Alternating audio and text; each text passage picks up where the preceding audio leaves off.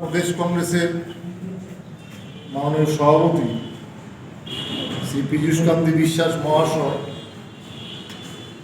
পূর্ব নির্ধারিত সূচি অনুযায়ী যখন আজ দলীয় কাজে বিশালগড় আমাদের যে কংগ্রেস ভবন সেখানে সভা করার জন্য যখন গিয়েছিলেন প্রায় সকাল 11টা অতিরিক্ততে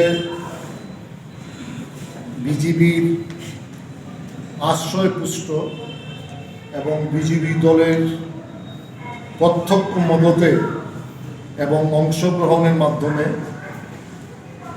আমাদের সভাপতির গাড়িকে আক্রমণ করে গাড়ি ভাঙচুর করে সভাপতির কে অনেকক্ষণ ধরে এই আক্রমণের ফলে তারা বিভিন্ন ধরনের রড লাঠি এইসব ব্যবহার করে, যার ফলে সভাপতি নিজে আহত হয়েছেন। আমাদের সভাপতির যে গাড়ির ড্রাইভার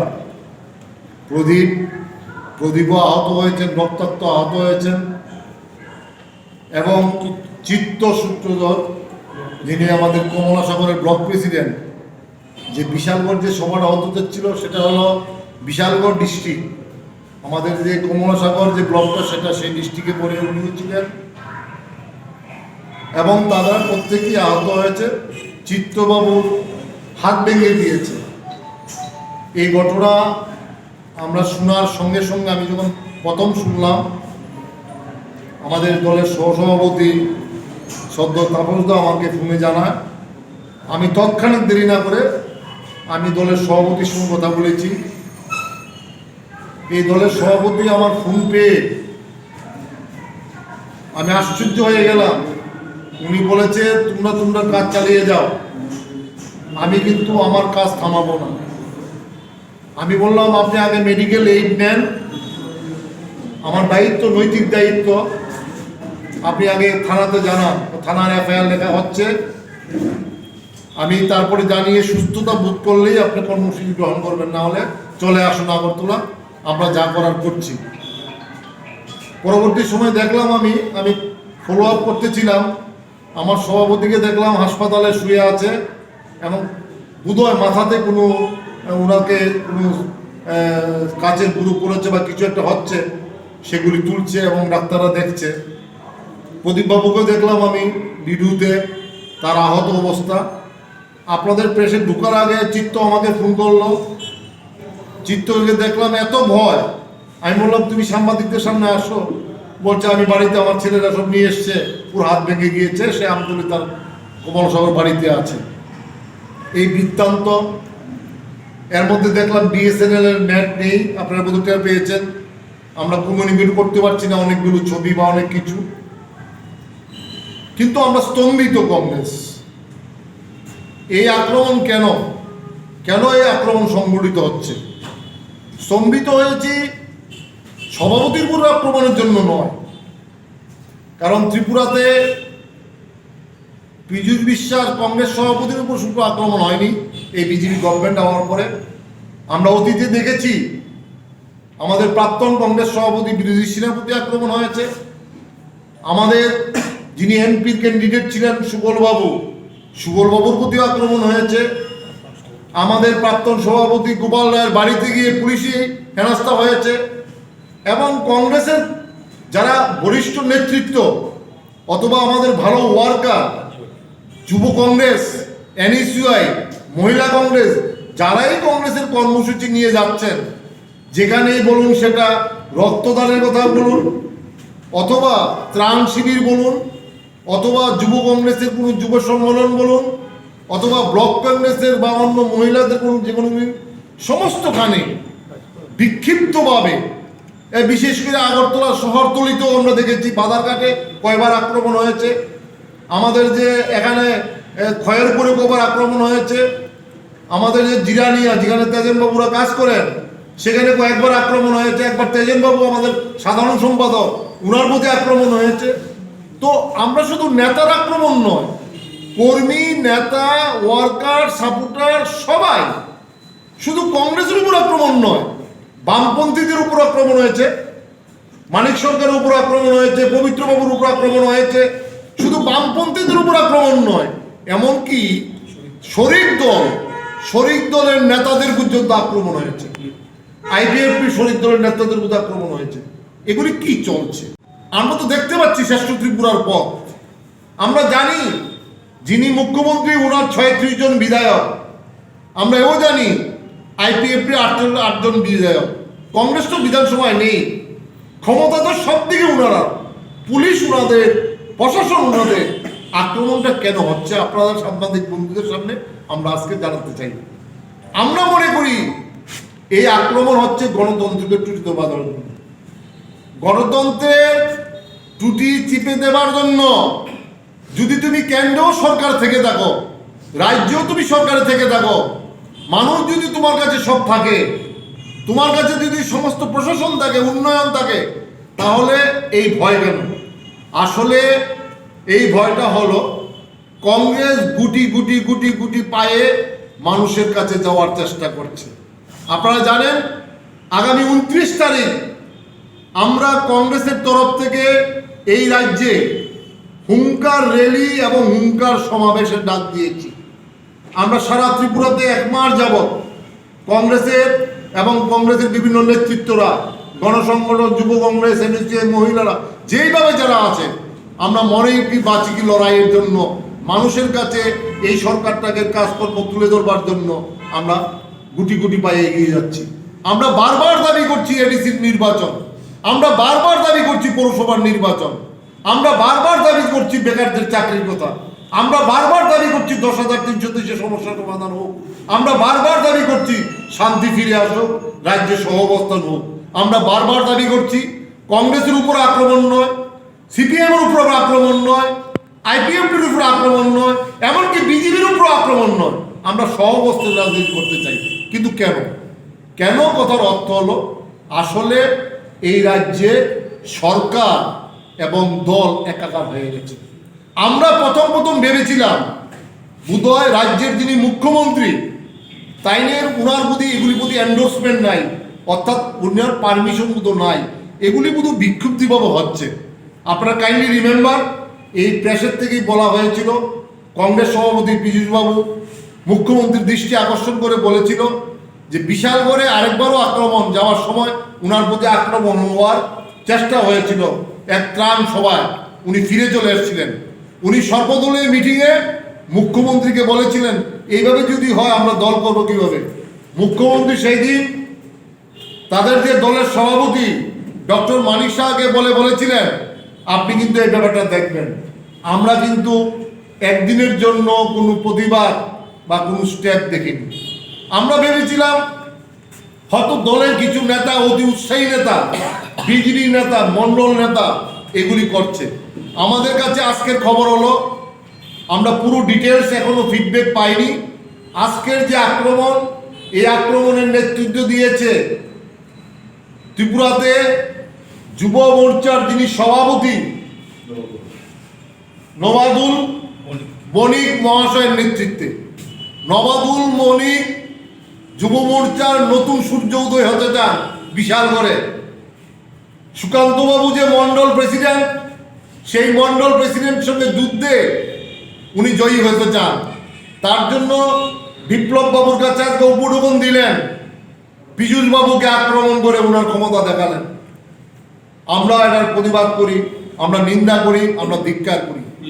আমরা স্তম্ভিত আরো বেশি জেনে যে যেখানে প্রশাসন শেল্টার দেওয়ার কথা, যেখানে পুলিশ স্টেপ নেওয়ার কথা, আপনাদেরকে জানার বলছি প্রেসে, ত্রিপুরার মানুষ যাতে জানে, আমাদের বর্তমান সভাপতি যিনি, উনার সঙ্গে 2 পিজি থাকে।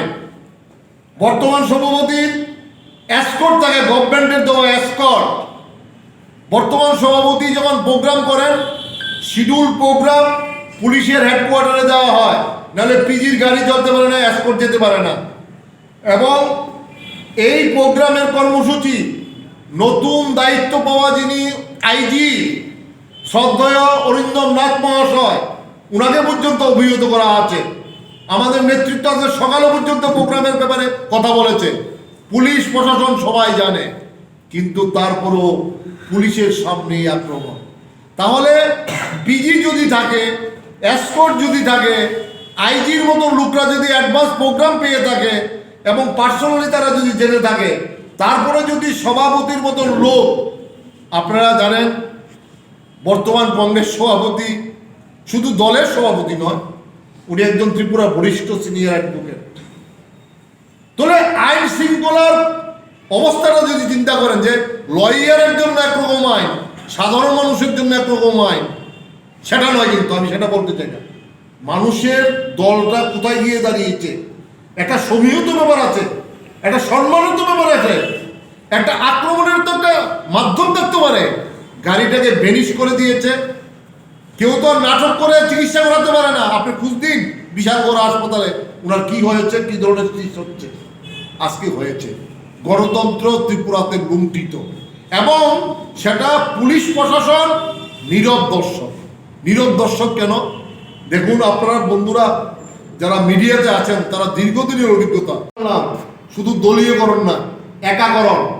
বিজেপি সরকার আর বিজেপি দল, দল আর সরকার এক হয়ে গেছে। দল আর সরকার এক হয়ে গেছে। স্ট্যাটুটারি বডি, সাংবিধানিক বডি, মন্ডল কমিটি, বিজেপি রাজ্য নেতৃত্বরা সব এক হয়ে গেছে। এখন পুলিশ প্রশাসনের কাছে শুধু সরকারের 9 জন মন্ত্রী বা সরকারে যারা আছেন আধিকারিক, তারাই ক্ষমতা নয়। বিজেপির মন্ডল, বিজেপির নেতৃত্ব সবাই সরকারের অঙ্গ হয়ে গেছেন, একাকার হয়ে গেছে। যার ফলে ডায়াসগুলিতে দেখবেন সরকারি ডায়াসে মন্ডল কমিটির স্থান হয়, চেয়ারের স্থান হয়।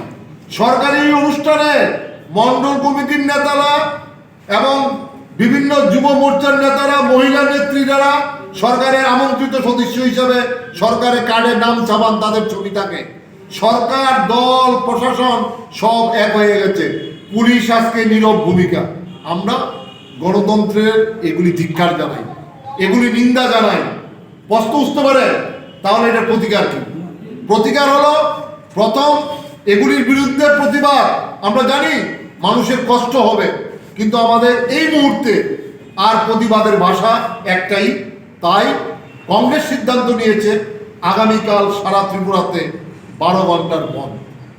সকাল 6টার থেকে বন্ধ হবে, রাজ্যব্যাপী বন্ধ, সন্ধ্যা 6টা অবধি 12 ঘন্টার বন্ধ আমরা ডেকেছি। এবং এই বন্ধের একটাই দাবি, শুধু এই যে কংগ্রেস সভাপতির প্রতি যারা আক্রমণ করেছে তাদেরকে অ্যারেস্ট করলেই চলবে না। ত্রিপুরাতে আর একটিও আক্রমণ নয়, ত্রিপুরাতে আর একটিও রাজনৈতিক আক্রমণ নয়। ত্রিপুরাতে শুধু কংগ্রেসের উপর নয়, কোনো বিরোধী দলের উপর আর কোনো রাজনৈতিক আক্রমণ নয়। কারণ আমরা মনে করি এইসব আক্রমণগুলি বিজেপি সরকার এবং দলের হাইয়েস্ট লোকদের যারা অথরিটি তাদের মদতই হচ্ছে, না হলে কি সাহসে এগুলি হয়। আমরা তাই রাজ্যবাসীর কাছে অনুরোধ করছি, প্রতিবাদ করুন। প্রতিবাদের ভাষা হলো একটাই। আমরা জানি এই রাজ্যের খেটে খাওয়া মানুষ, শ্রমিকরা, রিক্সা বোলাররা, ড্রাইভাররা, ডে লেবাররা একদিনের জন্য কর্মক্ষতি হবে, কিন্তু আমরা অপারগ। আমরা সার্বিক স্বার্থে, মানুষের সার্বিক স্বার্থে, গণতন্ত্রকে পুনরুদ্ধারের স্বার্থে আমরা আগামীকাল 12 ঘন্টার ত্রিপুরা প্রদেশ কংগ্রেস বন্ধ ডেকেছে। এবং এই বন্ধ সর্বাত্মকভাবে সফল করবার জন্য আমরা ত্রিপুরার সমস্ত গণতন্ত্র প্রিয় মানুষ এবং গণতন্ত্র প্রিয় যারা বিশ্বাস করেন সমস্ত রাজনৈতিক দলগুলির কাছে এই বন্ধকে সমর্থন করবার জন্য আহ্বান করছি। এবং চিরাচরিত কনভেনশনাল কথা, এই বন্ধের বাইরে যেসব জিনিসগুলি থাকে আমরা জানি, চিকিৎসা সংক্রান্ত ব্যাপার, হোটেল, হাসপাতাল, ambulance, fire service, essential service, পরীক্ষা এবং ফলের দোকান, ডায়েরি, সমস্ত কিছু যারা থাকে সেগুলি বাদ থাকবে। আমরা শুধু জানাতে চাই, সরকারের কাছে বাধা পড়াতে চাই। 1, 2, কংগ্রেস সিদ্ধান্ত নিয়েছে, কংগ্রেস সভাপতি আসার পর আমরা আরও আলোচনা করব, কিন্তু কংগ্রেস সভাপতি আমাদের অথরাইজ করেছে যারা আমরা আছি অফিস বিহারার এখানে, যে তোমরা যেটা সিদ্ধান্ত নেবে সেটাই দলের সিদ্ধান্ত। আমরা সিদ্ধান্ত নিয়েছি, কংগ্রেস সভাপতি আসেন, ত্রিপুরাতে সমস্ত বিরোধীদের কাছে আমরা চিঠি লিখব কংগ্রেস তরফ থেকে। আমরা বিরোধী দলগুলি যারা আছে, একমাত্র বিজেপি ছাড়া সমস্ত বিরোধী দলগুলির কাছে আমরা চিঠি লিখব। আমরা তাদের সঙ্গে বসতে চাই, আলোচনা করতে চাই, আহ্বান করতে চাই। ইস্যুটা হলো একটাই, যে টু সেভ দ্য ডেমোক্রেসি। আমাদের কিন্তু অন্য কোনো দাবি নেই যে মিউনিসিপ্যালিটি ইলেকশন, এডিসি ইলেকশন কি হবে, কার কি দাবি, এটা নয়। শুধু সমস্ত রাজনৈতিক দলগুলির কাছে আমরা আপিল করব, আসুন আমরা একসাথে বসি। শুধু এই যে বিজেপির একতরফা গণতন্ত্রকে ধ্বংস করার, কাউকে কাজ করতে না দেওয়া, মাঠে কাউকে নামতে না দেওয়া, মিছিল কাউকে করতে না দেওয়া, কাউকে দলীয় কার্যসূচি করতে না দেওয়া, কারো পার্টি অফিসকে রক্ষা করতে না দেওয়া, কারো বাড়ি বাড়ি ডোর টু ডোর যা দেওয়া, কোনোখানে মিটিং না করতে দেওয়া, এই যে একতরফা গণতন্ত্রকে হত্যা করতে চাচ্ছে, আমরা আসুন ত্রিপুরাতে গণতন্ত্রে রক্ষা করার জন্য আমরা সর্বদলীয়ভাবে আলোচনা করি, অ্যাকসেপ্ট বিজেপি। কারণ এই সরকার, বিজেপি সরকার, তারাই এগুলি বন্ধ করতে চাচ্ছে। আমরা সেখানে সিদ্ধান্ত নিতে চাই। আমরা আশা করি আমাদের ডাকে সাড়া দিবে। আমরা আলোচনা করে ত্রিপুরার মানুষ, সার্বিক মানুষের গণতন্ত্রকে রক্ষা করবার জন্য আমরা সিদ্ধান্ত নেব এবং সেই আপিল রাখবো বিরোধী দলের প্রতিনিধি কংগ্রেস, সেই আহ্বান রাখতে যে কংগ্রেস মনে করে ভোটের ফল পর, ভোটের ফল পর, ভোটের ফল আলাদা, মানুষের অধিকার হইল অন্য জিনিস। রাজনৈতিক দলগুলি কেন ফাইট করে? রাজনৈতিক দলই ফাইট করে মানুষের অধিকারের জন্য, গণতন্ত্র রক্ষার জন্য। গণতন্ত্র যদি রক্ষা না হলো তাহলে আর কোনো অধিকার থাকবে? তাই সমস্ত মানুষের ত্রিপুরাতে গণতন্ত্র রক্ষা করবার জন্য এই সরকারের যে নীতি, সেই নীতিকে প্রতিবাদ করবার জন্য আমরা এই আহ্বান রাখতে চাই। তাই আমি প্রেসের